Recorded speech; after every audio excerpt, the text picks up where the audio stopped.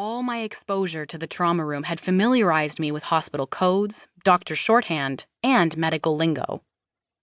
I'd watched teams leap into action over and over. I was comfortable with the pace. Or so I thought. A few minutes into the shift, we received a call that a patient was on their way. It was a suspected drug overdose. Firefighters had been working on a young man for 30 minutes already. They weren't sure how long he had been down before they arrived. My supervising physician turned to me. "You are performing CPR." No easing me in. I'd be jumping headfirst into this hands-on experience. "Gown, gloves, mask on. He will be here in 5 minutes. Let's go." I panicked. My heart rate spiked. I started breathing fast. I lost my bearings. It took a few seconds to remember where the protective gear was kept.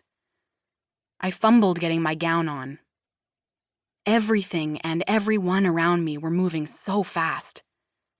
Those hours I had put in shadowing doctors, all those nights I had spent watching from the sidelines, it felt like all that experience had disappeared.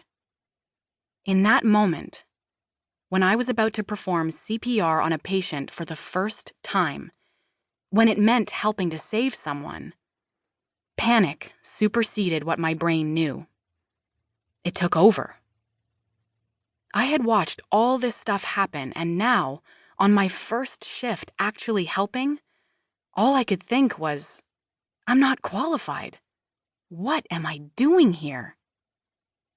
That's the thing about panic, nerves, anxiety. Those emotions have the ability to push all the knowledge you have from your brain, if you let them. The patient hadn't arrived yet. I was trying to tie back my hair, and those familiar movements forged a connection in my brain. It reminded me of tying back my hair before a game. And suddenly, everything slowed down. It hit me that I'd handled high-pressure situations hundreds of times before. I knew how to calm my mind. I knew how to push aside the panic and anxiety and access the knowledge I had. I took a breath and told myself, get a grip.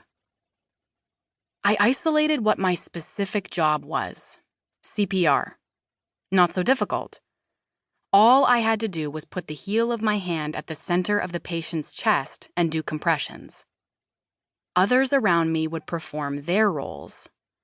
I had to push 30 times, to the tempo of Stayin' Alive.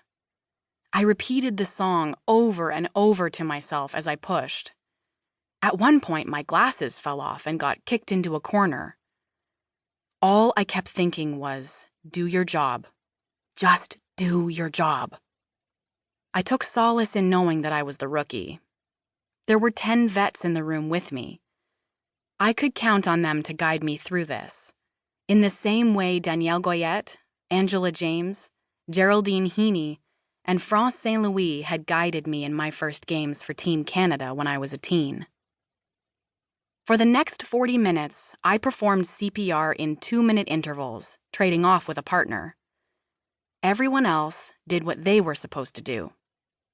I don't remember exactly what was going on around me. I was pretty focused on my job. There were firefighters standing off to the side, watching. A couple of nurses put in an IV and attached monitors to the young patient. Then, the doctor told me to stop. It was over. She declared his time of death. He was the same age as my son. Looking at him lying there, I could imagine what he must have looked like as a little boy. I kept thinking about his poor mom and shed a few silent tears for them both.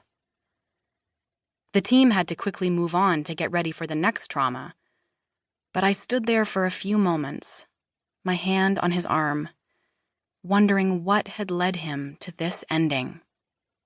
I hope wherever you're going is a beautiful place, I said. In that moment, he looked like he was asleep, at peace. It was tough.